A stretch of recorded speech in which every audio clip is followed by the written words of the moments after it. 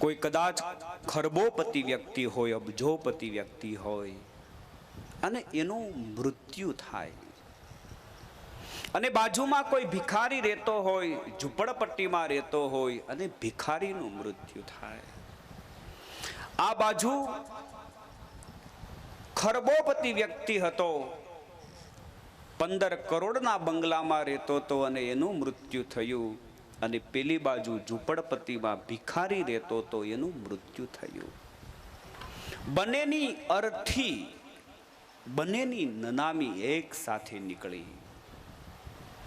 અને અબજોપતિ હતો એટલે એની પાસે રૂપિયાનો કોઈ પાર ના હોય, એટલે ચંદનના કાષ્ટમાં, ચંદનના લાકડામાં એમનો અગ્નિ સંસ્કાર થયો.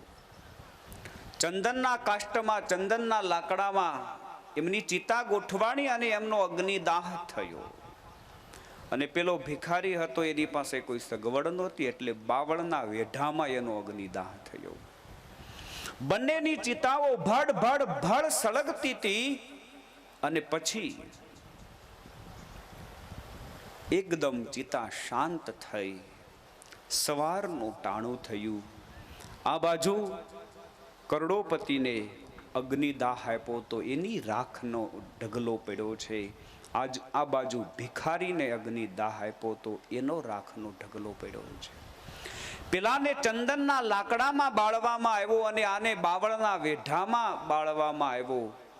બેયની ચપટી ચપટી તમે રાખ લઈ લો અને તમે ચેક કરો તો કરોડોપતિની રાખ તમને મુલાયમ નહીં લાગે ને ઓલાની રાખ તમને ખરહટ નહીં લાગે. બંનેની રાખ સરખી થઈ જશે સાહેબ. આ સંસાર છે.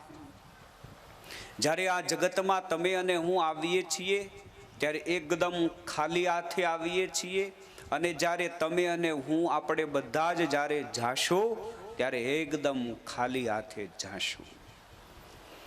એટલે જ્યાં સુધી આપણા શ્વાસ ચાલે ત્યાં સુધી ગાય માટે, બ્રાહ્મણ માટે, સંત માટે, બેનું દીકરીઓ માટે કાંઈક ભગવાને આપ્યું હોય તો સત્કર્મ કરજો. બસ આજે તમારી પાસે છે અને કાલે તમારી પાસે નહીં હોય. અને આ જિંદગીનો કોઈ ભરોસો નથી. ક્યા ભરોસા હૈ ઇસ જિંદગી કા, સાથ દેતી નહીં એ કિસી કા. श्वास रुक जाएगी चलते चलते, क्षमा बुझ जाएगी जलते जलते, दम निकल जाएगा रोशनी का. માણસ હાલતા હાલતા જતો રહે. કલ્પના ન કરી હોય એ વ્યક્તિ જતા રહે, અને જેની કલ્પના ન કરી હોય એ વ્યક્તિ બેઠા હોય સાહેબ. કોઈ ભરોસો નથી, કોઈ વિશ્વાસ નથી. આ કોવિડમાં 95% ફેફસામાં જેને કોવિડ સ્પ્રેડ થઈ ગયો હતો, 95% વાળા કિશોરભાઈ અત્યારે બેઠા છે, અને 20% ને 25% હતો કોરોના, ને 35-40 વર્ષના જવાનિયાઓ હતા એ જતા રહ્યા. જો આ 35-40 વર્ષના જવાન માણસો બિચારા જતા રહ્યા, અને ઘણા દાદાઓ દાદીઓ વડીલો હોય એને કશું ના થયું. એટલે ટૂંકમાં આમ તમે જુઓ ને કે જેના જેટલા શ્વાસ લખ્યા હોય ને એ ઠાકોરજી ગમે ત્યાંથી પૂરા કરાવે. આ ગમે ત્યાંથી. અમારે અમરેલીમાં હમણાં પાટોત્સવની છેલ્લે કથા હતી, દુધાત પરિવાર. તો એ દાદાને 95% કોરોના, અને એના પરિવારમાં એક 40-45 વર્ષના ભાઈ, અને બહુ સારા આપણા હરિભગત, અને ખૂબ સારી ભગવાનની કૃપાને બહુ સંપત્તિ ઝાજી. એ 40-45 વર્ષના ભાઈ જતા રહ્યા, અને ઓલા દાદા હજી તાગડ ધીના કરે છે, કાંઈ ના થયું.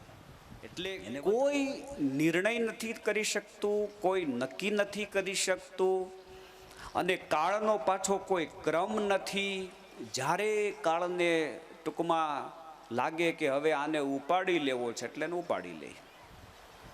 દ્રગ દ્રગ નહીં તેજ દેહ જબ ડગમગ પગ પગ મગ મગ અલગ પરમ, ચગ ચગ મુખ દંત વચન જબ ફગ ફગ, જમ અનુસર લગભગ જગરમ ભગવદ ભજ ચેત સુભગ નર, તો જગભર પિંગલ સુયશ અચલ પ્રસરે, ઝટપટ મન ચેત કપટ તજ ખટપટ કાળ નફટ શિર ઝપટ કરે. દ્રગ દ્રગ નહીં તેજ, આંખના તેજ ઝાંખા થાય, આંખે દેખાતું ઓછું થાય, એટલે સમજવાનું કે આ ભગવાનની પ્રથમ નોટિસ આવી. દ્રગ દ્રગ નહીં તેજ. પગ પગ મગ મગ અલગ પરમ, જાવું હોય ઉગમણું અને નીકળીએ આથમણા, આપણા જ ટાટિયા આપણું ધાર્યું ન કરે, એ ભગવાનની બીજી નોટિસ છે. પણ બચુ બાપા માથા ભારે માણા હોય ને બે નોટિસનું ન સાંભળે, ફાડીને ફેંકી દે. પછી ભગવાન ત્રીજી નોટિસ મોકલે. આ દાંત છે ને એ ધીમે ધીમે પડવા મળે, એટલે વચન પછી ફગવા મળે. બોલવું હોય કાંઈ અને બોલાય જાય કાંઈ. આ રીતે ભગવાન બે ચાર વાર નોટિસ મોકલે અને છતાં પણ ઝવેરભાઈ માણસ જાગે નહીં ને, એટલે ભગવાન પછી શું કરે ખબર છે? ધામચડું મોકલે, ઉપાડી લઈ જાય. આ નોટિસ છે સાહેબ ઈશ્વરની. એટલે ઘણાયને આમાં એક બે નોટિસ તો આવી ગઈ છે, ઘણાયને 3 નોટિસો આવી ગઈ છે. હવે થોડાક જાગી જાજો બસ. ઈશ્વરે આવો રૂડો અવસર આપ્યો છે, રૂડું ટાણું આપ્યું છે. આ માથાના વાળ કાળા ભમ્મર હોય અને એ ધોળા છેતર થવા માંડે, એ ભગવાનની નોટિસ જ છે. પણ આ કાળા ભમ્મર વાળ ધોળા છેતર થાય ને, એ માણાને ગમે.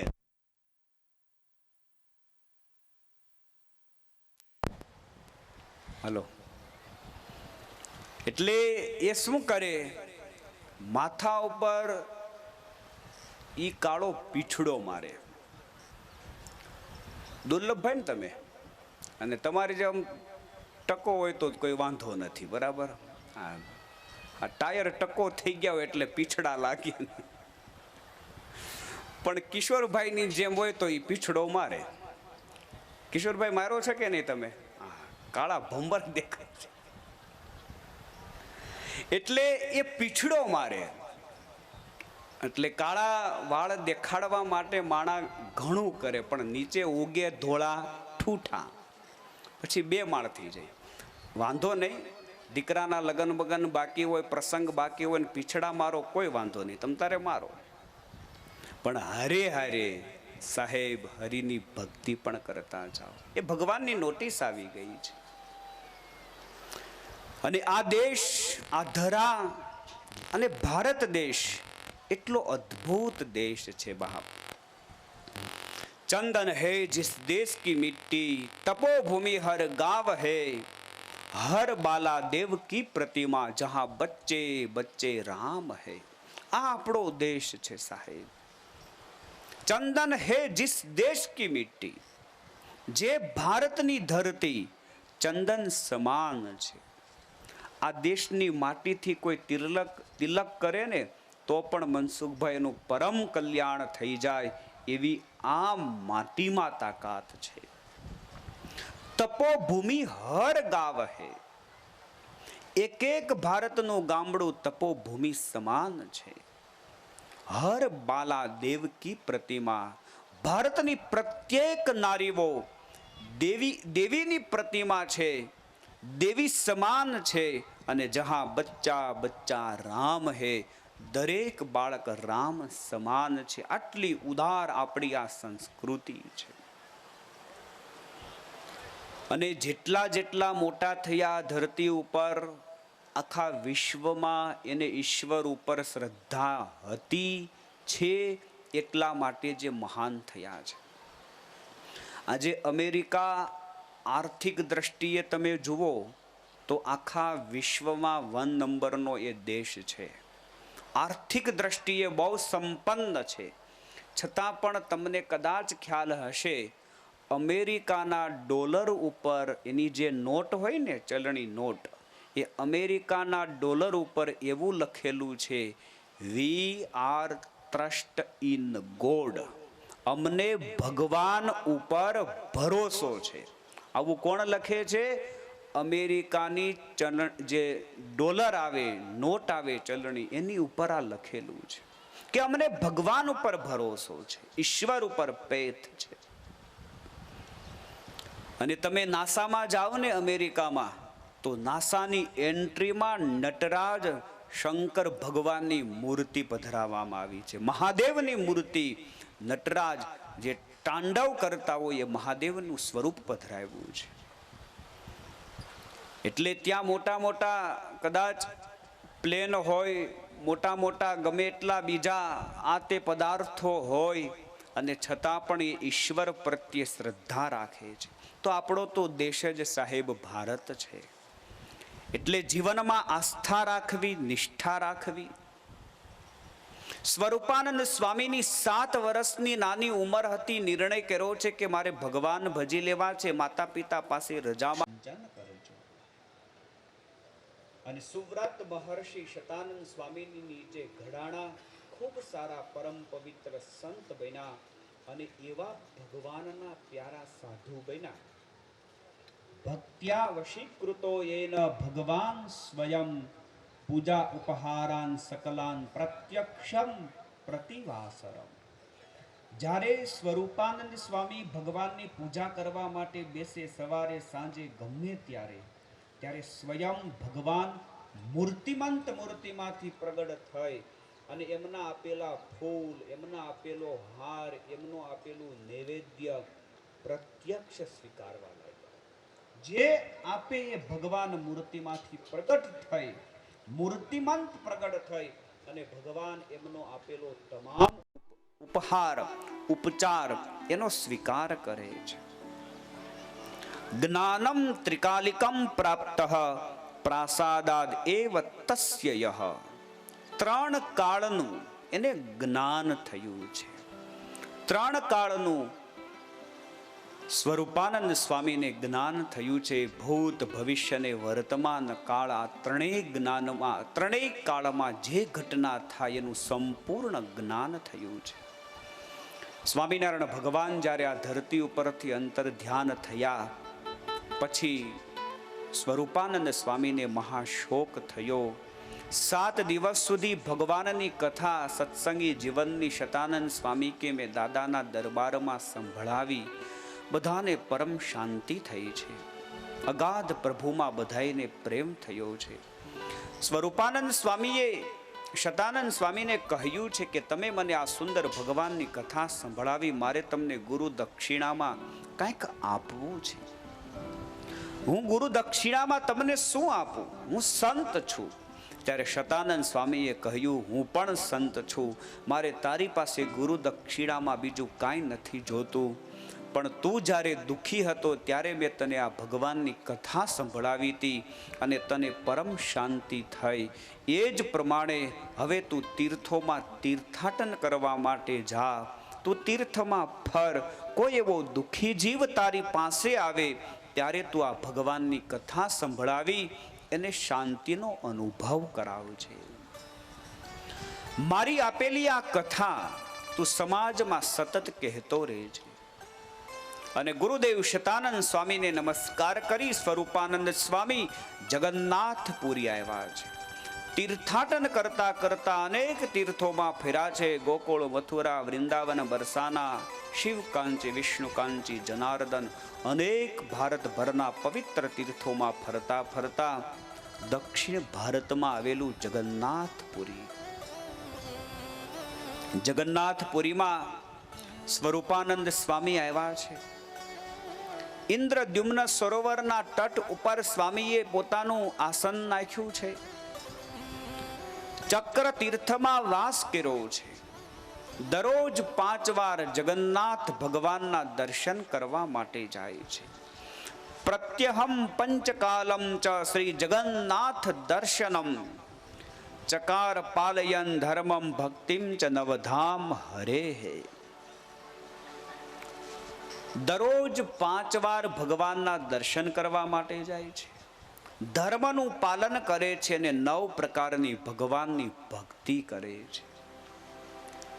9 પ્રકારની ભગવાનની ભક્તિ ભાવથી, શ્રદ્ધાથી, મહિમાથી અને ખંતથી સ્વામી કરે છે. અને વાલા ભક્તજનો, ભક્તિ એટલે શું? બહુ સુંદર સમજવા જેવો આ સદવિચાર છે. એકાગ્ર ચિત્તે બધાય સાંભળજો. ભક્તિ એટલે શું? ભક્તિ જ્યારે ભોજનમાં ભળે છે ત્યારે એ મહાપ્રસાદ કહેવાય છે. તમે તમારા ઘરે દાળ ભાત શાક રોટલી બનાવતા હોય, એ જ વસ્તુ દાળ ભાત શાક રોટલી ભગવાનના મંદિરમાં પણ બનતા હોય. તમારા ઘરે જે તમે દાળ ભાત શાક રોટલી બનાવો એ તમે ભગવાનને ધરાવવા માટે બનાવો, ભગવાનની ભાવનાથી બનાવો કે મારે આ ભગવાનને થાળ ધરાવો છે એટલા માટે હું આ બનાવું છું. જ્યારે ભોજનમાં ભક્તિ ભળે ને તો એ ભોજન શું બની જાય? પ્રસાદ બની જાય. ભક્તિ જ્યારે સંગીતમાં ભળે છે ત્યારે કીર્તન કહેવાય છે. જગતમાં ઘણા લોકો ગાય છે, એનાથી કોઈના અંતરમાં શાંતિ થતી નથી.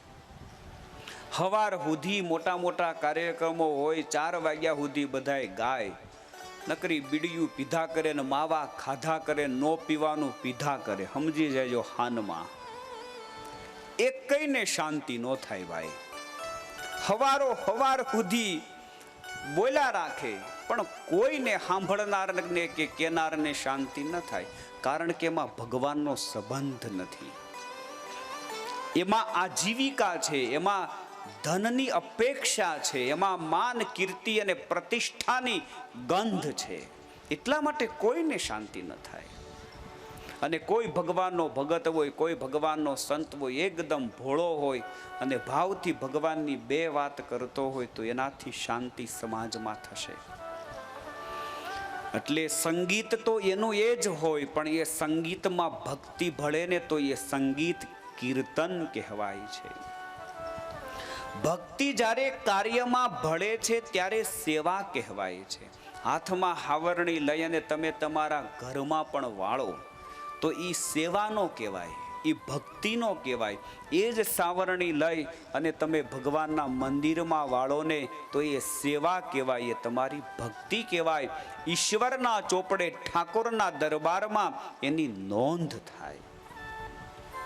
વાળવું એ વાળવું જ છે, પણ તમે ઘરે વાળો તો ભક્તિ ન બને. એ જ વાળવું તમે મંદિરમાં કરો તો ભક્તિ બની જાય બાપ. ભક્તિ જ્યારે પાણીમાં ભળે છે ને ત્યારે ચરણામૃત કહેવાય છે.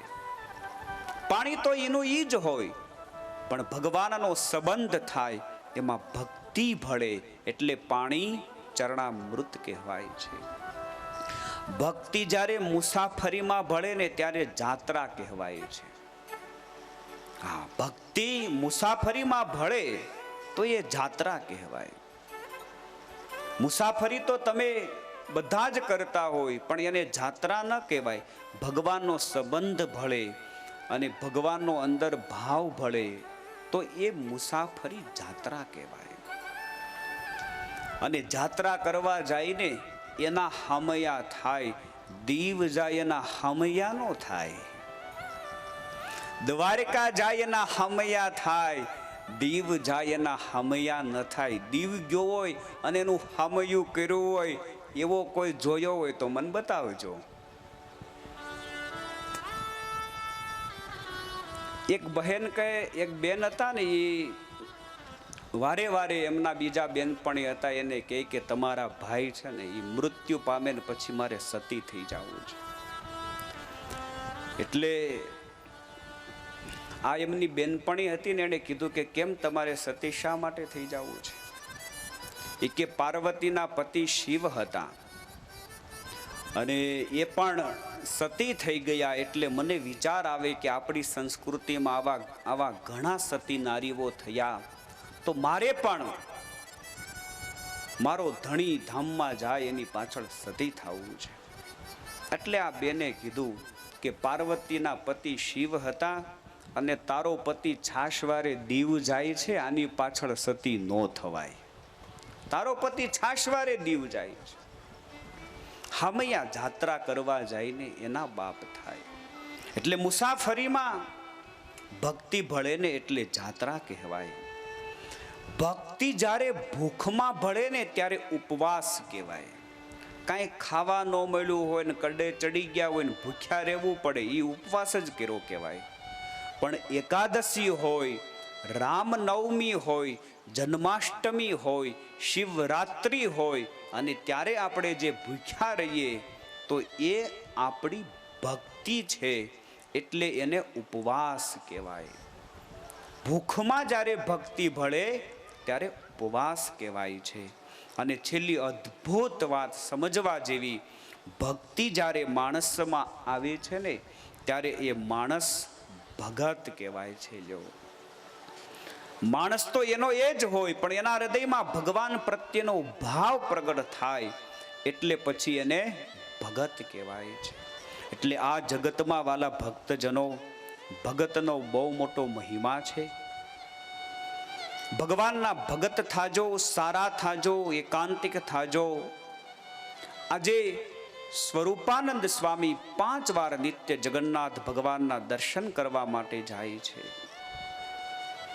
અને 50 વર્ષની ઉંમરે ભાડેર ગામના પ્રતાપસિંહ રાજાએ વિચાર કર્યો કે હવે આ સંસારમાં હરિના ભજન સિવાય બીજું ન કશું કરાય.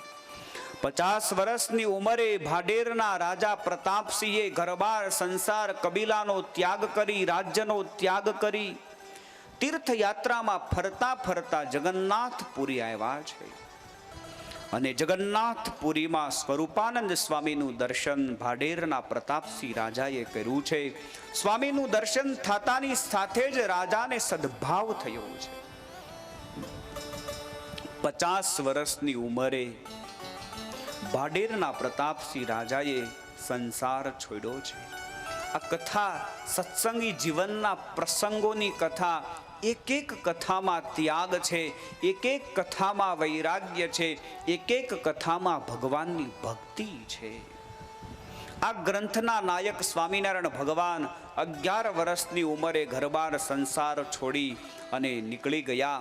આ ગ્રંથના ગુરુ રામાનંદ સ્વામી એ પણ નાની ઉંમરે ઘરબાર સંસાર છોડીને નીકળી ગયા. આ ગ્રંથના પ્રવક્તા શતાનંદ સ્વામી એ પણ 11 વર્ષની નાની ઉંમરે ઘરબાર સંસાર છોડીને નીકળી ગયા. અને આ ગ્રંથના આદિ વક્તા સુવ્રત મહર્ષિ 7 વર્ષની નાની ઉંમરે નીકળી ગયા. અને આ ગ્રંથના શ્રોતા ભાડેરના પ્રતાપસિંહ રાજા 50 વર્ષની ઉંમરે ઘરબાર સંસાર છોડીને નીકળી ગયા.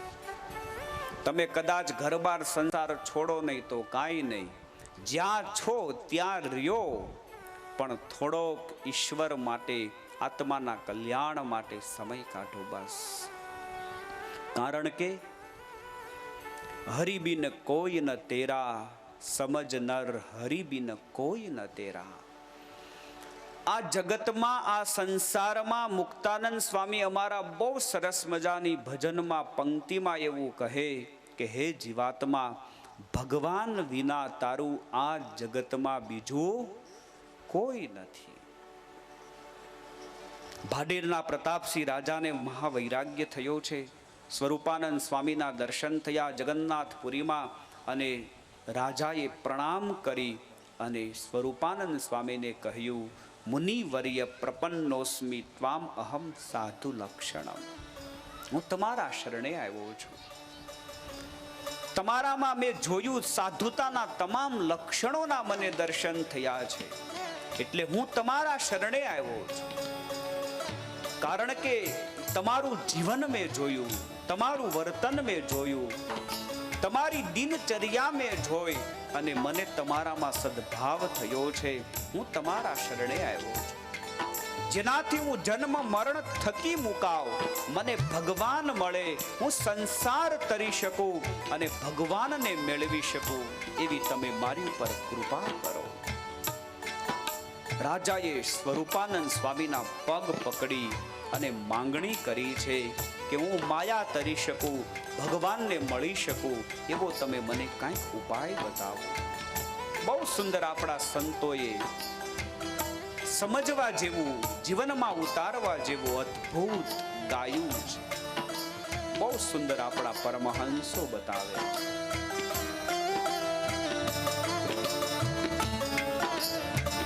હરિ बिन कोई न तेरा समझन रे, हरि बिन कोई न तेरा रे। ओ जी हरि बिन कोई न तेरा समझन रे, हरि बिन कोई न तेरा रे।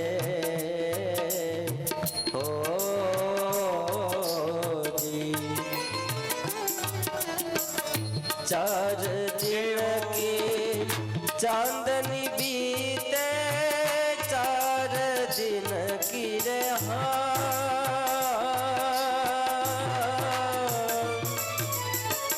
है। चांदनी बीते आगे बहुत अंधेरा, समझना रे हरि बिन कोई न तेरा रे।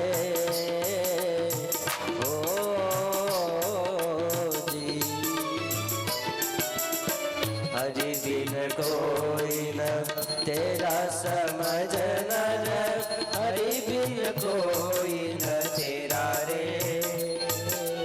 ओ जी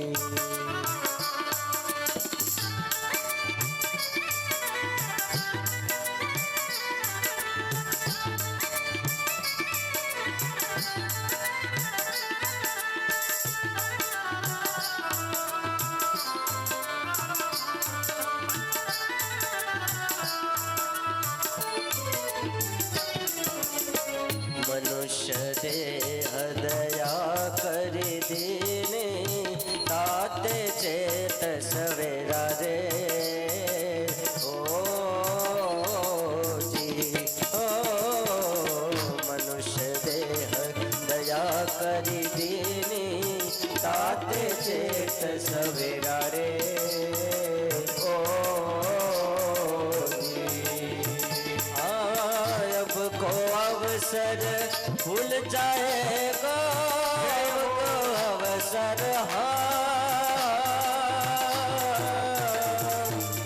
हे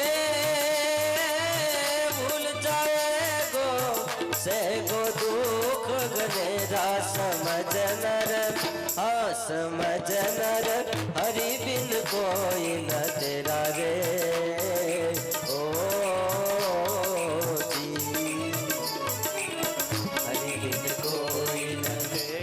समझन हरि बिन कोई न तेरा रे।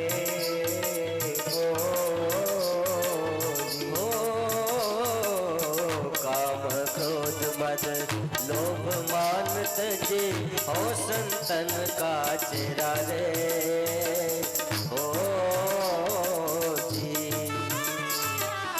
काम क्रोध मद लोभ मान तजे, ओ संतन का तेरा रे।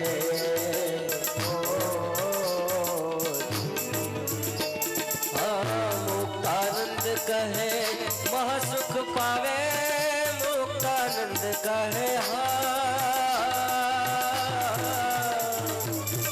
महासुख पावे। मन वचन दृढ़ मेरा समझनर हाँ समझनर हरि बिन कोई न तेरा रे।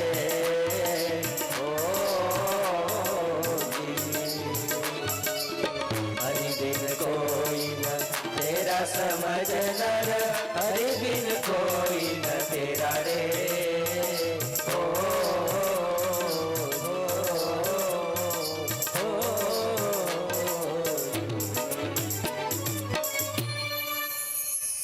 ભાડેરના પ્રતાપસિંહ રાજાએ સુવ્રત મહર્ષિને કહ્યું છે કે હે મહર્ષિ, ભગવાન વિના આ સંસારમાં જીવાત્માનું કોઈ નથી. ભગવાન જ એક તારણહાર છે. હું તમારા શરણે છું. તમે મને પ્રગટ ભગવાન દર્શન આપે એવી કૃપા કરો. હું સાધન કરતા થાક્યો નથી. તમે જે મને સાધના બતાવશો, જે તમે મને સાધન બતાવશો, એ સાધન હું કરવા માટે તૈયાર છું. મારે પ્રત્યક્ષ ભગવાનના દર્શન કરવા છે. ત્યારે સુવ્રત મહર્ષિએ કહ્યું છે કે રાજા, અતીવ દુર્લભમ નૃણામ સાક્ષાત કૃષ્ણ ઈક્ષણમ નૃપા. તારો પ્રશ્ન બહુ સારો છે કે પ્રત્યક્ષ ભગવાનના દર્શન કરાવો, પણ પ્રત્યક્ષ ભગવાનના દર્શન કરવા બહુ દુર્લભ છે.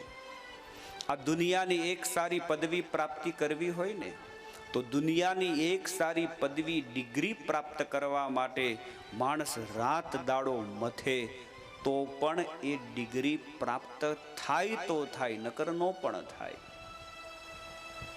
એક કલેક્ટર બનવું હોય, એક સારા અધિકારી બનવું હોય, 18 ને 20 કલાક સુધી વિદ્યાર્થીઓ વાંચે હો.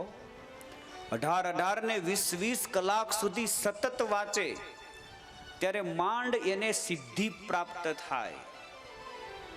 અને આપણે નાખોરા ગગડાવા છે કે કઈ મળતું કેમ નથી? હા, પ્રયત્ન કર્યા સિવાય, પુરુષાર્થ કર્યા સિવાય, દાખલો કર્યા સિવાય ક્યારેય કોઈ દિવસ કોઈને કશું જ મળતું નથી. પછી આધ્યાત્મિક માર્ગ હોય તોય ભલે, અને તમારો ભૌતિક માર્ગ હોય તોય ભલે, મહેનત કર્યા સિવાય આ જગતમાં ક્યારેય કોઈ દિવસ કોઈ સિદ્ધિ પ્રાપ્ત થતી નથી. દાખલો તો કરવો જ પડે, મહેનત તો કરવી જ પડે, પ્રયત્ન તો કરવા જ પડે. રાજા કહે છે કે હું મહેનત કરવા માટે તૈયાર છું, તમે મને ઉપાય બતાવો. સ્વામી કે તારો પ્રશ્ન બહુ સારો છે, પણ અતીવ દુર્લભમ નૃણામ સાક્ષાત કૃષ્ણ ઈક્ષણમ નૃપા. અતિશય કઠણ છે. રાજા, એતદ અર્થમ જુહુ રાજ્યમ મહાંતશ્ચક્રવર્તિનઃ ઉગ્રમ તપશ્ચ કુર્વન્તિ ત્યક્ત ગેહાદિ વિવેકિનઃ. પ્રગટ ભગવાનને મેળવવા માટે પૂર્વે કેટલાય રાજાઓએ ઘરબારનો ત્યાગ કર્યો છે, અરે કુટુંબનો ત્યાગ કર્યો છે, પરિવારનો ત્યાગ કર્યો છે, સત્તાઓનો ત્યાગ કર્યો છે, બહુ દાખલો કર્યો છે, છતાં પણ એ ભગવાન મળ્યા નથી. જન્મ જન્મ મુનિ જતન કરાય, જન્મ જન્મ મુનિ જતનું કરાય, અંત સમય રામ આવત નાય. એક જન્મ નહીં પણ જન્મો જન્માંતર સુધી ઘણા ચક્રવર્તી સમ્રાટ રાજાઓએ ભગવાન પ્રાપ્ત કરવા માટે મહેનત કરી છે, છતાં પણ એ ભગવાન મળ્યા નથી. તથાપિ તેમ છતાં સ્વ ઈચ્છયા અર્હિ સ ધર્મમ ચ સતોમ અવિતુમ અંતુમ ચ તદ્રુહો ભૂમો જાયતે તરહિ દ્રશ્યતે. આટલા દુર્લભ ભગવાન છે, છતાં એ ભગવાન જ્યારે આ ધરતી ઉપર ભગવાનના સંતની રક્ષા કરવા માટે, ભક્તની રક્ષા કરવા માટે અને ધર્મની રક્ષા કરવા માટે જ્યારે ભગવાન આ ધરા ઉપર પધારે છે, આ ધરતી ઉપર આવે છે, ત્યારે ભગવાનનું દર્શન થાય છે. અને એ સાક્ષાત ભગવાન જાતો અભૂત સાંપ્રતમ ભૂમો કૌશલેષુ ઉત્તરેષુ સહ ભક્તો ધર્માદિ રીતિ પ્રસિદ્ધ સારવો દ્વિજ સાક્ષાત મામ હિ મિલિતો અનુગ્રહમ કૃતવાન મયે તેનેત સર્વદા રાજન વિક્ષે કૃત દૃશો અગ્રતઃ. એ ભગવાન રાજા તું થોડોક મોડો પડ્યો, એ પ્રત્યક્ષ ભગવાન મને મળ્યા હતા. એ ભગવાનના મેં દર્શન કર્યા છે, એ ભગવાનના ચરિત્રોનું મેં દર્શન કર્યું છે, એ ભગવાને મારી ઉપર અનુગ્રહ કર્યો છે, એ ભગવાનની સાથે હું હર્યો છું, એ ભગવાનની સાથે હું ફર્યો છું. એ પ્રત્યક્ષ ભગવાન મને મળ્યા હતા. અને પ્રત્યક્ષ ભગવાન મને મળ્યા હતા, એ ભગવાનના લીલા ચરિત્રો મેં જોયા છે, મેં સાંભળ્યા છે. આવું જ્યારે સ્વરૂપાનંદ સ્વામીએ પ્રતાપસિંહ રાજાને કીધું, ત્યારે પ્રતાપસિંહ રાજાએ 2 હાથ જોડીને કહ્યું છે કે સ્વામી, અહો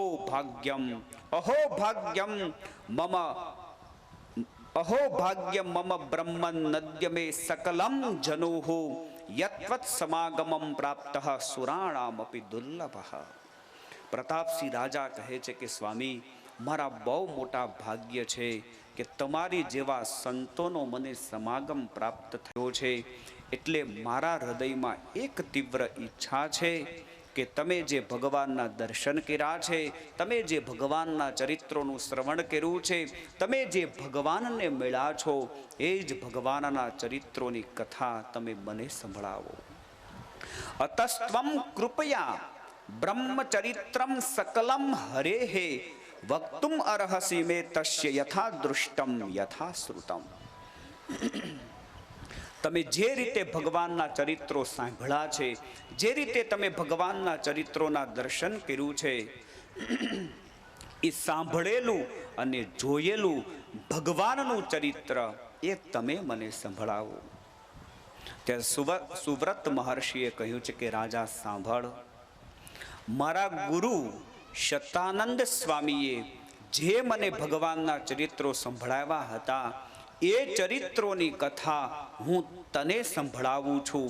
અને ત્યારે વળી પાછો પ્રતાપસિંહ રાજાએ પ્રશ્ન કર્યો કે તમારા ગુરુ શતાનંદ સ્વામીએ તમને જે ભગવાનના ચરિત્ર સંભળાવ્યા, એ ગ્રંથનું નામ તમે સત્સંગી જીવન કહો છો.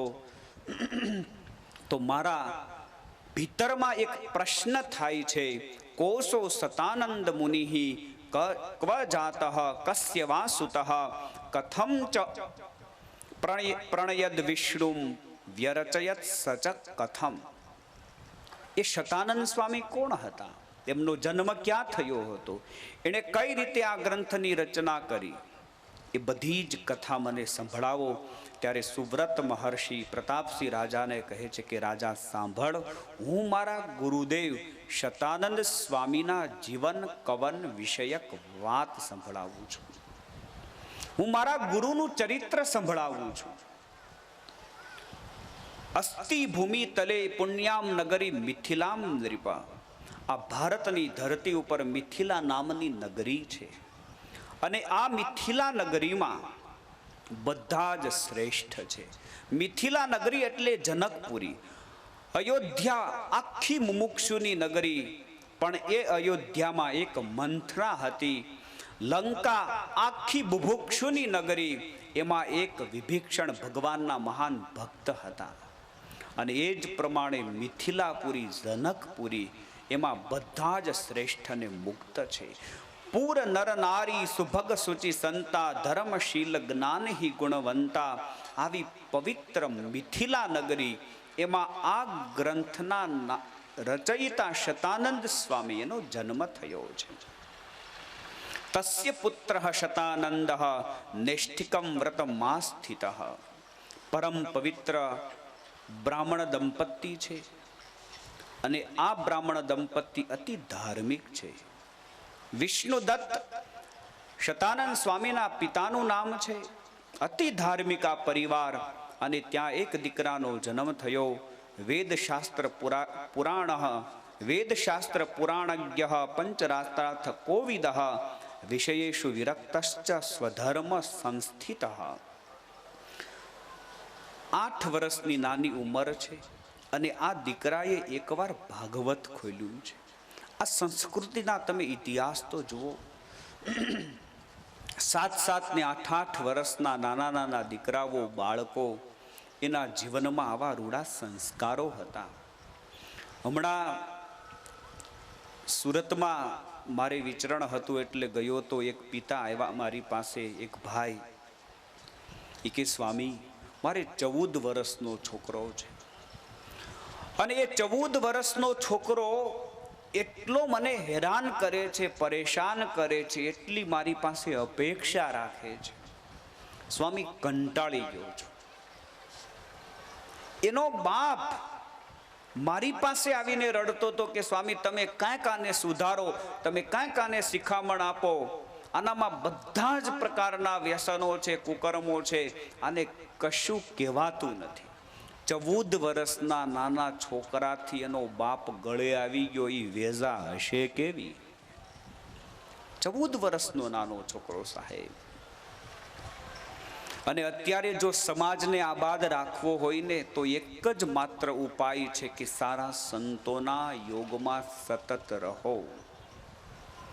જો ભગવાનના સારા સંતના યોગમાં રહેશો, સંપર્કમાં રહેશો, તમારા પરિવારને સારા સંતના યોગમાં રાખશો, તો જ આ કળિયુગના આ ભયંકર કાતિલ વાતાવરણમાંથી બચી શકાશે.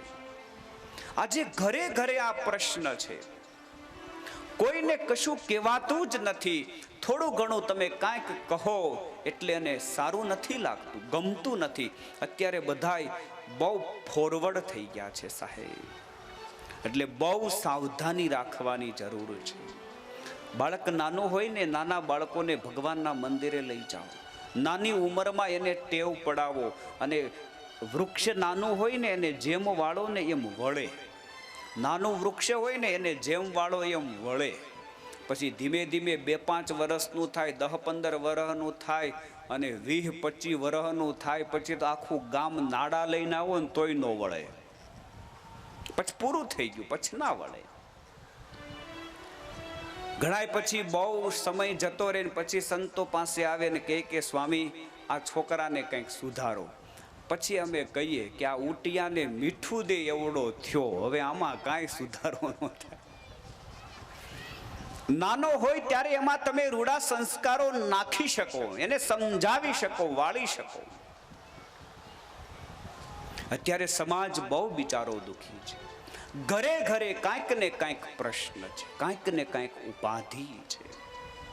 પણ ભગવાનની શરણાગતિ હશે, કોઈ એવા સાચા ભગવાનના સંતનો યોગ હશે તો ગમે તેવું જીવનમાં દુઃખ આવશે, ગમે એવી પરિસ્થિતિ કથળશે, છતાં પણ એમાંથી આપણે નીકળી શકશું. 8 વર્ષની નાની ઉંમર હો. કેટલા વર્ષની અરવિંદભાઈ? 2 અરવિંદભાઈ બાજુમાં બેઠા છો ને? 8 વર્ષની નાની ઉંમર. ઘનશ્યામભાઈ હું અડધા ફળદાને તો આમને ઓળખતો થઈ ગયો આ 4 દિવસમાં. 8 વર્ષની નાની ઉંમરમાં સાહેબ એને વૈરાગ્ય થયો છે. ભાગવત વાંચ્યું, ભાગવત. અને આજે 8-8 ને 10-10 ને 12-12 14-14 વર્ષના છોકરાઓ ખાસ વ્યાસપીઠ વિનંતી કરે છે કે તમારા નાના નાના છોકરાને 4-5-6 વર્ષની ઉંમરમાં મોબાઈલ ન પકડાવો. ઘણાય પિતાઓ, ઘણી માતાઓ નાના નાના છોકરાને મોબાઈલ આપી દે છે. પછી એને લત પડી જાય સાહેબ, ટેવ પડી જશે. એના વિના એને ચાલશે નહીં. અને એ ટેવ કાઢવી બહુ કઠણ પડશે. એટલે નાની ઉંમરમાં છોકરાઓને ક્યારેય કોઈ દિવસ મોબાઈલ ના આપો, બીજા રમકડા આપો, બીજી કોઈ ચીજ વસ્તુ આપવી હોય એ આપો. એને એ ટેવ ન પડાવો. 8 વર્ષનું નાનું બાળક ભાગવતનો પાઠ કરે છે. આપણી સંસ્કૃતિ છે સાહેબ. જીવનમાં સારા સદગ્રંથો રાખજો અને સવાર સાંજ 1 પેજ 2 પેજ જેટલું થાય એટલો એનો પાઠ કરજો. જીવનમાં ભાગવતજીનો પાઠ કરજો, સત્સંગી જીવનનો પાઠ કરજો, ગીતાનો પાઠ કરજો, રામાયણનો પાઠ કરજો, વચનામૃત, હરિલીલામૃત, ભક્ત ચિંતામણી, ઘણા સદગ્રંથો છે. એ ગ્રંથો રાખવા અને ખાલી શો માટે ન રાખવા, ચોકેસમાં મૂકવા માટે, ક્યારેક ઉતારવા અને એનું વાંચન કરવું. ભગવાનના આશ્રિતો હોઈએ તો દરરોજ શિક્ષાપત્રી વાંચીએ, વચનામૃતજીને વાંચીએ, ભક્ત ચિંતામણીનો પાઠ કરીએ. અને સારું વાંચ્યું હશે ને એ જીવનમાં ક્યારેક આડું આવશે. આજે જ સવારે બેઠા હતા, ચર્ચા કરતા હતા. આપણે બચુ બાપાને બહુ સારું વાંચન, અધ્યયન બહુ સારું, એમણે ઘણું સાંભળ્યું. અને ભગવાનની દયાથી એને અહીંયા પણ રહે, યાદ પણ રહી જાય. નકર ઘણા શું છે, કથા સાંભળે પણ બધી ઉપરથી જાય, સમજ્યા, ભૂલાઈ જાય, સ્મરણમાં ન રહે. પણ દાદાએ ઘણું અધ્યયન પણ કર્યું અને ઘણું એને યાદ પણ રહે.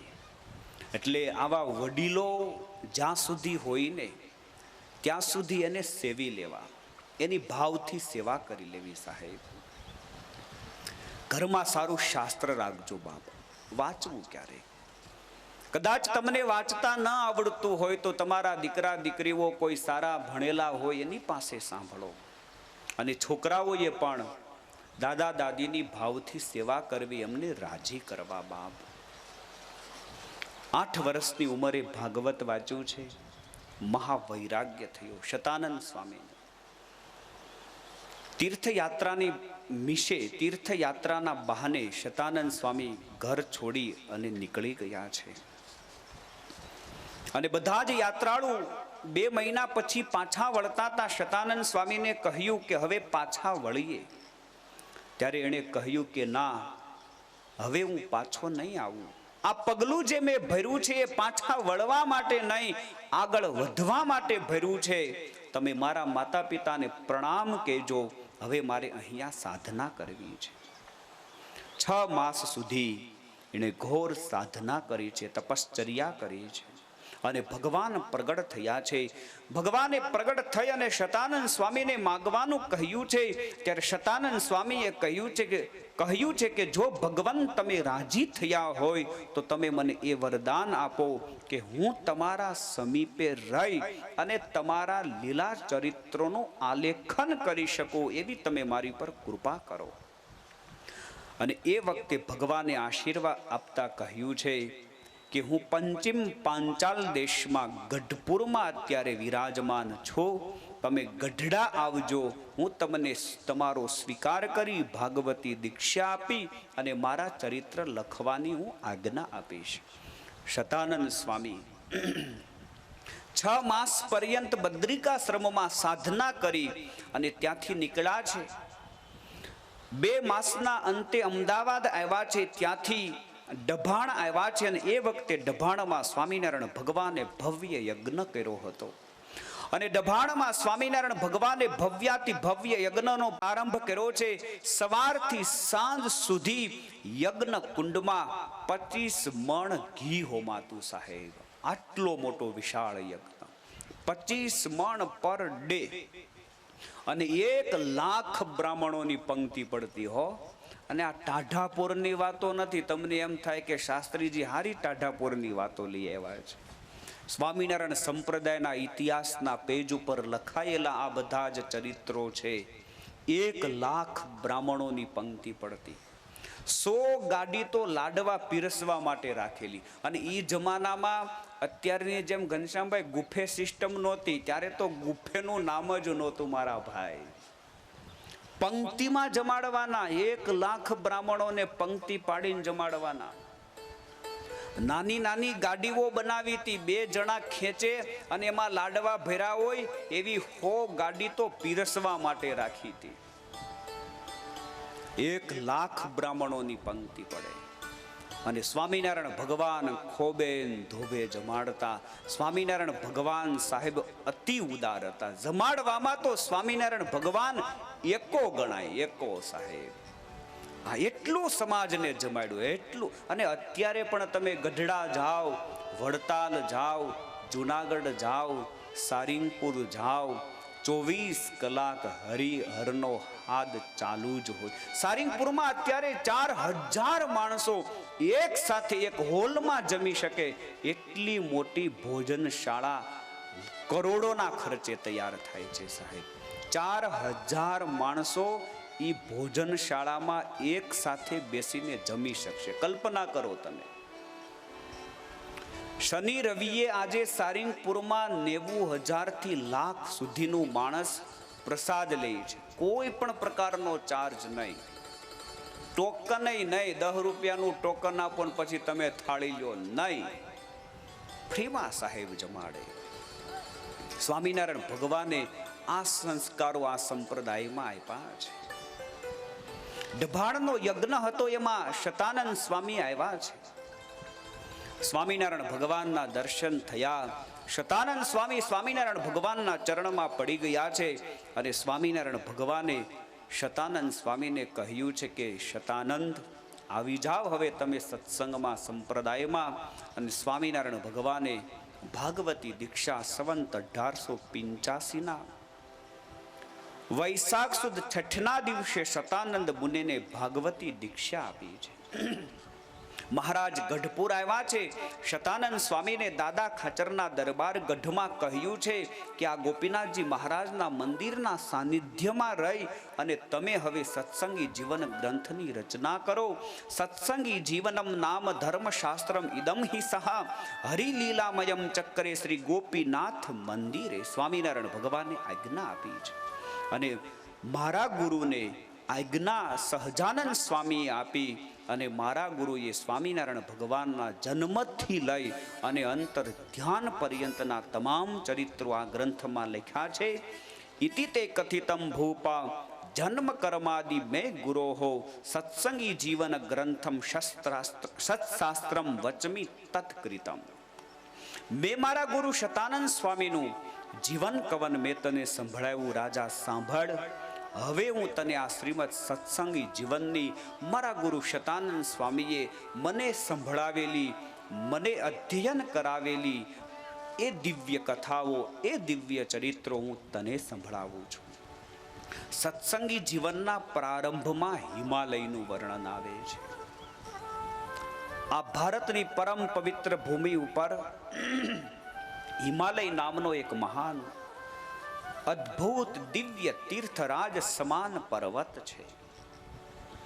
જે હિમાલય ક્યાંક શ્યામ રંગનો છે, ક્યાંક શ્વેત રંગનો છે, ક્યાંક પીત વર્ણનો છે અને ક્યાંક રક્ત વર્ણનો છે, ક્યાંક પીળો છે, ક્યાંક લાલ છે, ક્યાંક કાળો છે અને ક્યાંક ધોળો છે. આ પરમ પવિત્ર હિમાલય, અને આ હિમાલયમાં અનેક પક્ષીઓ, અનેક પ્રાણીઓ ફરે છે. મૃગ, પાડા, વાનર, વરાહ, શાહુડી, રીંછ, ગેંડા વગેરે અનેક પ્રાણીઓ ફરે છે.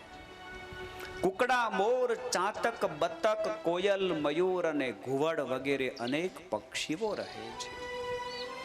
અને આ હિમાલયમાં કેવડો, ગુગળ, અર્જુન, કુંદ, કદમ, નાળિયેર, વટ અને બીલી, દાડમ, તાડ, સાલ, સરસ, આશોપાલવ, રસાળ અને આંબા અનેક જાતના વૃક્ષો છે. 7 ધારાએ યુક્ત ગંગા અખંડ ખડ ખડ ખડ કરતી હિમાલયમાં વહે છે. અને આ હિમાલયમાં કેવું સરસ મજાનું સુંદર દિવ્ય વાતાવરણ હતું. આચાર્ય પ્રવર શ્રી વિહારીલાલજી મહારાજ ખૂબ સુંદર હિમાલયનું વર્ણન કરતા મહારાજ શ્રી પોતાના ગ્રંથમાં લખે, બદરીશ પાસ નદી ગંગ વહે, સુરલોકવાસી પણ ચિત્ત સહે. આવું સરસ મજાનું સુંદર દિવ્ય હિમાલયનું વાતાવરણ છે. બદરીશ પાસ નદી ગંગ વહે, સુરલોકવાસી પણ ચેત છે. બદરીશ પાસ નદી ગંગ વહે, સુરલોકવાસી પણ ચિત છે. બદરીશ પાસ નદી ગંગ વહે, સુરલોકવાસી પણ ચેત છે. બદરીશ પાસ નદી ગંગ વહે, સુરલોકવાસી પણ ચિત છે. તનના ઉતાપ વળે પાપ હરે, તનના ઉતાપ વળે પાપ હરે. ઓ તનના ઉતાપ વળે પાપ હરે, તનના ઉતાપ વળે પાપ હરે. જળથી પવિત્ર જળમાઈ કરે, જળથી પવિત્ર પરમાહી કરે. બદરીશ પાસ નદી ગંગ વહે, સુરલોકવાસી પણ ચેત છે.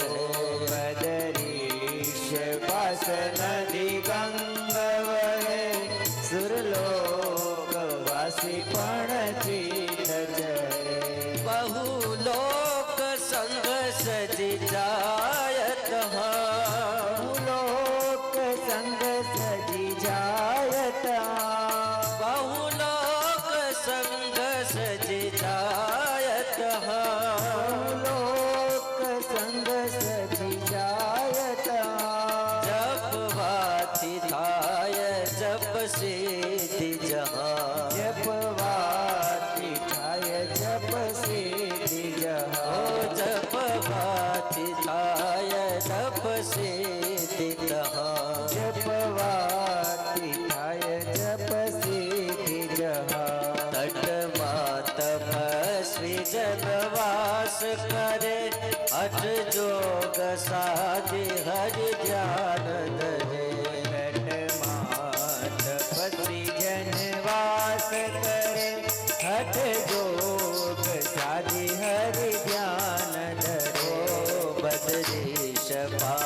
નદી ગંગા વહે સુરલોકવાસી પણ ચિત ચલે બદરી પાસ નદી ગંગા સુરલોકવાસી પણ ચિત ચલે. આવું પરમ પવિત્ર બદ્રિકાશ્રમ, સરસ મજાની સુંદર નદી ત્યાં વહે છે. મોટા મોટા ઋષિઓ, મોટા મોટા દેવતાઓ આવી અને ત્યાં તપશ્ચર્યા કરે છે. અને ગંગામાં સ્નાન કરવાથી, ગંગાનું પાન કરવાથી જીવાત્મા પવિત્ર બને. અનેક ઋષિઓ વારે વારે ગંગામાં સ્નાન કરવા માટે આવે છે. અનેક ઋષિઓ વારે વારે તપશ્ચર્યા કરવા માટે આવે છે. જ્યાં ભગવાનનું ધ્યાન કરે છે, જ્યાં ભગવાનનું પૂજન કરે છે, જ્યાં ભગવાનનું ચિંતન કરે છે. આ સુંદર હિમાલય, અને એ હિમાલયનું હૃદય કહી શકાય એવો અદ્ભુત આશ્રમ એટલે કે બદ્રિકાશ્રમ. અને આ બદ્રિકાશ્રમમાં જ્યાં સ્વયં પુરુષોત્તમ નારાયણ ઋષિ રૂપે તપ કરે છે. અને આ આશ્રમના તમામ પશુ પક્ષીઓ તથા મુનિ બાળકો અતિ પ્રેમથી હળી મળી અને ભેગા રહે છે. અનેક મુનિઓ એ બદ્રિકાશ્રમમાં તપ કરે છે, સાધના કરે છે, વેદનું નિત્ય ગાન કરે છે. મુનિઓ વેદાર્થનો વિચાર કરે છે. આવું સરસ મજાનું સુંદર અદ્ભુત નિરાળું આ આશ્રમનું વાતાવરણ છે. એ આશ્રમમાં બધા જ ભાવથી ભગવાનની ભક્તિ કરે છે, ઉપાસના કરે છે. કેટલાક તપસ્વીઓ આ આશ્રમમાં જળ માત્રનું પાન કરીને તપ કરે છે. કેટલાક માત્ર વાયુનું ભક્ષણ કરી અને તપ કરે છે. કેટલાક ઋષિઓ ગંગાના ફીણનું પાન કરનારા છે અને તપશ્ચર્યા કરનારા છે. અરે કેટલાક ઋષિઓ માત્ર યજ્ઞનો ધુમાડો લઈ અને જીવન જીવે છે. કેટલાક ઋષિઓ ચંદ્ર કિરણથી જીવે છે. અને કેટલાક ઋષિ માત્ર ફળ વગેરેનું ભક્ષણ કરી અને દિવસ નિર્ગમન કરે છે. કેટલાક ઋષિઓ પીપળાના, જ્યાં સિંહ અને હાથી એક સાથે ફરે છે, વિરોધ પ્રકૃતિના પ્રાણીઓ. સિંહ અને હાથી આ આશ્રમમાં, બદ્રિકાશ્રમમાં એક સાથે ફરે છે. સર્પ અને નોળિયાઓ એક સાથે મસ્તી કરે છે. ઉંદર અને બિલાડીઓ પણ એક સાથે મોજ કરે છે. શિયાળ અને નાર પણ એક સાથે આનંદ કરે છે. મૃગલાઓ અને વાઘ એક સાથે ફરે છે. ઘુવડ અને કાગડાઓ એક ડાળીએ બેસી અને આનંદ કરે છે. જે બદ્રિકાશ્રમમાં ક્યારે કોઈ કોઈની સાથે વેર રાખતા નથી. જે બદ્રિકાશ્રમમાં સાસુ અને વહુ ભેગા રહે છે. કેમ લાગે છે? સાસુ અને વહુ ભેગા રહે. સમાજને મારે વિનંતી કરવી છે કે વિરુદ્ધ પ્રકૃતિના પ્રાણીઓ પણ જો ભેગા રહી શકતા હોય, સિંહ અને હાથી હારે ફરી શકતા હોય, સર્પ અને નોળિયાઓ હારે મસ્તી કરતા હોય, ઉંદર અને બિલાડીઓ એક ભાણે ખાતા હોય, શિયાળ અને નાર એક હારે ફરતા હોય, ઘુવડ અને કાગડાઓ જો ભેગા રહી શકતા હોય, તો કમસે કમ આપણે માણસ છીએ એટલે હળી મળી અને ભેગા રહેવું. બહુ ખોટું તાણવું નહીં. એકવાર કથા હતી ને એટલે ઉતારે વિનુભાઈ, એકવાર એક ભાઈ આવ્યો અને મને કે સ્વામી, 5 વાર હું ભાગવત હોહરવો નીકળી ગયો. 5 વાર હું કે ભાગવત હોહરવો નીકળી ગયો. 4 વાર સત્સંગી જીવન હોહરવો નીકળી ગયો. 2 વાર મહાભારત હોહરવો નીકળી ગયો અને 3 વાર વચનામૃત હોહરવો નીકળી ગયો. હોહરવો નીકળી ગયો એમાં તમને ખબર પડે ને સુલતાનપુર વાળાને. 5 વાર મેં ભાગવત વાંચું, 4 વાર મેં સત્સંગી જીવન વાંચું, 2 વાર મેં મહાભારત વાંચું. આ હોહરવો નીકળી ગયું જે વાત કરતો હતો ને, ઈ એના હગા ભાઈ હારે નહોતો બોલતો. એ મને ખબર હતી. એટલે મેં એને એટલું જ કીધું કે 5 વાર તમે ભાગવત હોરવા નીકળી ગયા, 4 વાર સત્સંગી જીવન હોરવા નીકળી ગયા, 2 વાર મહાભારત હોરવા નીકળી ગયા, 3 વાર વચનામૃત હોરવા નીકળી ગયા, 1 વાર તમે તમારા હગા ભાઈના ડેલા હોરવા નીકળી જાઓ ને તો વાંચેલું આ સાર્થક થઈ જાય સાહેબ. વાંચેલું તમારું સાર્થક થઈ જાય. તમે આટલું બધું વાંચ્યું છે પણ જીવનમાં તો કંઈ અપનાવ્યું નથી. ગમે એટલું તમે વાંચ્યું હોય, ગમે એટલું તમે સાંભળ્યું હોય, પણ જીવનમાં ચરિતાર્થ થવું જોઈએ. એટલે આ કથા સાંભળી અને ઘરે જઈ જો કાંઈ એવી થોડી ઘણી વેર હોય, આટી હોય, અબોલા હોય અને સાસુ વહુને ભળતું ન હોય તો સમાધાન કરી લેજો. હળી મળીને રહ્યો. અહીંયા ક્યાં લાંબુ રહેવાનું છે ભાઈ? મોજથી રહ્યો, લેરથી રહ્યો, કાલે જતું રહેવાનું છે. જેટલી જિંદગી આપણા હાથમાં છે એટલી આનંદથી છે. શા માટે રાગ રાખવો જોઈએ? શા માટે દ્વેષ રાખવો જોઈએ? શા માટે રિહાવું જોઈએ?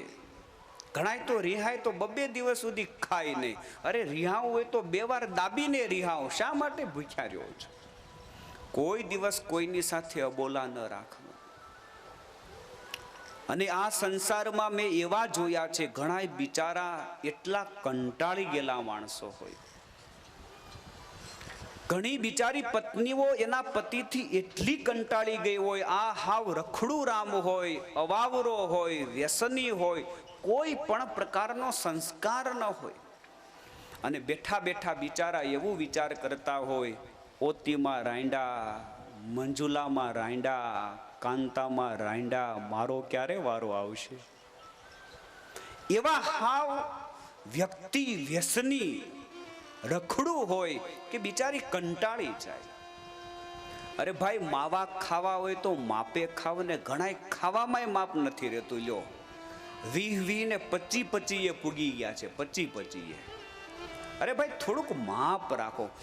આપણે રોટલા નો ખાઈએ એટલા તો આ હોપારી ખાઈ જાય છે. 500 ગ્રામ, 250 ગ્રામ. લ્યો, અમારે જેતપુરમાં ઓલો મનીષ વૈષ્ણવ હતો. બહુ સંતોએ કીધું કે ભાઈ તું આ મૂકી દે, આ હારું નથી, મૂકી દે, હારું નથી.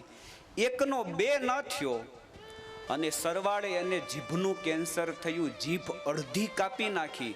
અને અત્યારે તમે હારામ હારો એને મેસૂબ આપો, હારામ હારો એને પીઝો આપો, હારામ હારું મંચુરિયમ આપો, હારામ હારું નૂડલ, કોઈ પણ સારામાં સારી ચીજ આપો, એને તો એમ જ થયું કે હું ભગડી ભેહનો પોદળો ખાઉં છું.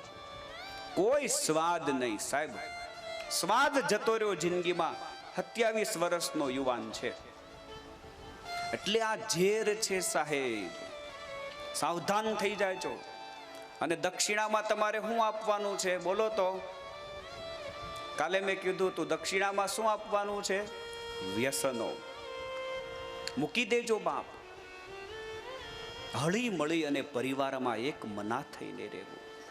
ક્યારેય કોઈ દિવસ કોઈની સાથે બગાડવું નહીં.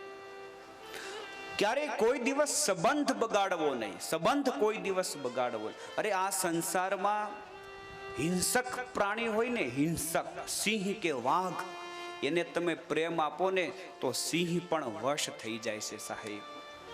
આ હિંસક હોવા છતાં તમારી સાથે આમ પાડેલી બિલાડી જેમ રહેતી હોય ને એમ સિંહ રહે, હિંસક પ્રાણી હોવા છતાં. એટલે ભાવ તો બધાઈને ગમે છે ભાઈ. ભગવાન પણ ભાવનો ભૂખ્યો છે. ચાલો, ઈશ્વર પણ જો પ્રેમ હોય ને, ભાવ હોય ને, તો તમારી કોઈ પણ વસ્તુ આપેલી સ્વીકાર કરે. અને ભાવ વિના તમે 56 ભોગ આપો ને તો પણ ભગવાન સામું પણ ન જોવે. ઈશ્વર પણ પ્રેમના ભૂખ્યા છે, ઈશ્વર પણ ભાવના ભૂખ્યા છે. એટલે બધાને પ્રેમ આપવો, ભાવ આપવો. નફરત તો બહુ કરી સાહેબ. હવે નફરત મૂકો, હળી મળીને રહો. અને થોડું ઘણું જતું કરવું હોય ને તો જતું કરીને પણ બધાએ એક મના થઈને રહેવું. આશ્રમનું આવું સરસ મજાનું સુંદર વાતાવરણ છે. અને સારો સ્વભાવ હશે ને તો આખું ગામ યાદ કરશે.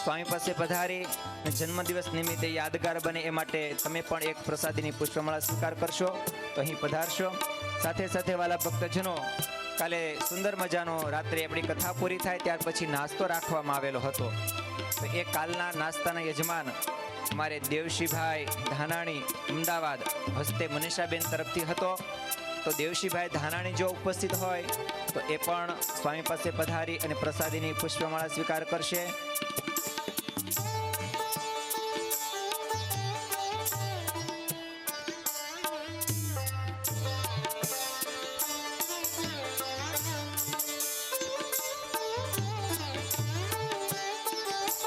ભલા ભક્તજનો, જાહેરાત કરી એમ બરોબર 8:30 કલાકે આપણું દ્વિતીય સેશન શરૂ થઈ જશે અને ખૂબ ધામધૂમપૂર્વક આપણે ભગવાનનો જન્મદિવસ આ સભા મંડપની અંદર, આ કથાની અંદર ઉજવવાનો છે.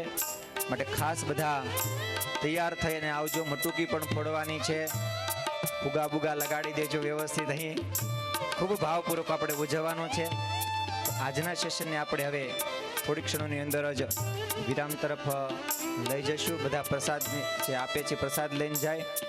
સાંજે પણ તમારા બધા માટે રોજ રાત્રે નાસ્તાની વ્યવસ્થા કરવામાં આવે છે. સાથે સાથે ચેતનભાઈ વિરડિયા પણ જો ઉપસ્થિત હોય તો એ પણ સ્ટેજ ઉપર પધારી અને પ્રસાદીની પુષ્પમાળા અને સ્મૃતિ ભેટ રૂપે એક મૂર્તિ સ્વીકાર કરશે. ખૂબ શ્રદ્ધાવાન શ્રોતાજનો છે. ગીતામાં ભગવાને કીધું કે શ્રદ્ધાવાન લભતે જ્ઞાનમ.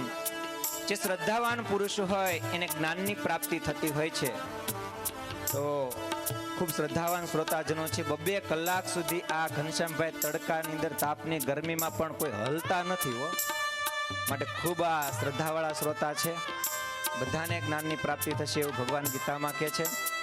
તો આવો વાલા ભક્તજનો, આપણે આજના સેશનને જય જયકાર સાથે આજની રસોઈ ભાવેશભાઈ મનસુખભાઈ બોરટ એમના તરફથી છે. તો ભાવેશભાઈ હોય તો એ પણ સ્વામી પાસે પધારશે. આવો વાલા ભક્તજનો, જય જયકાર સાથે આપણે આજના સેશનને વિરામ તરફ લઈ જઈશું. બધા જ ભક્તજનો 2 હાથ ઊંચા કરી અને જયનાદ કરીશું. બોલો ઘનશ્યામ મહારાજની,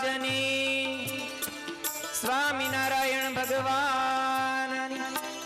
पुनः फिर 8:30 बजे यही सभा मंडप में कथा श्रवण करने के लिए मिलेंगे। तब तक विराम।